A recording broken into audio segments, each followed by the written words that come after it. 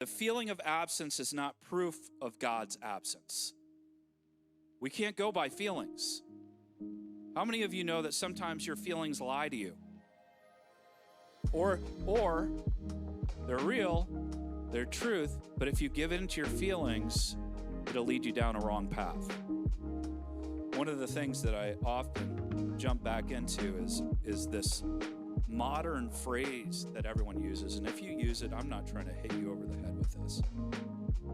But sometimes what we hear in the world all the time, almost like it's a scripture or a mantra, is follow your heart.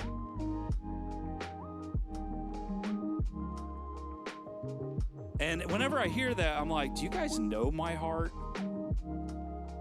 Like my own heart, like my fleshly heart? No, that's a recipe for disaster. I want to follow the heart of God.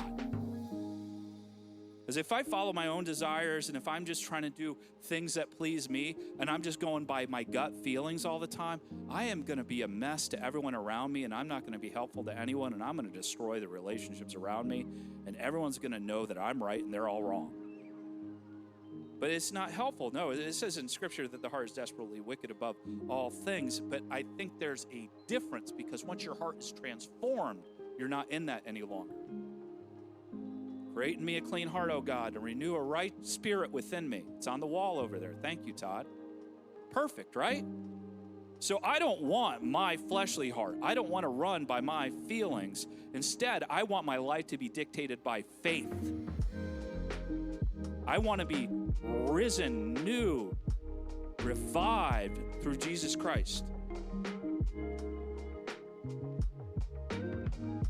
So sometimes the valley is normal. It's a part of our walk, but it's not the end of the story. Last week we talked about the difference between fruit, that there is real fruit and fake fruit sometimes. And I brought up some plastic pieces of fruit, right? And then I showed you what a real piece of fruit looks like. And sometimes there's bruises and marks, and every piece is just a little bit different. But what happens when there isn't any fruit in the winter? Even in the winter, the roots are still alive. God can still grow you even if you don't see the activity of growth.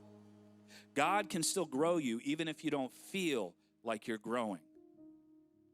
It may be a quiet time of growth. It may be growth through the valley, but if you're walking with the Lord, He is still doing something within you and around you.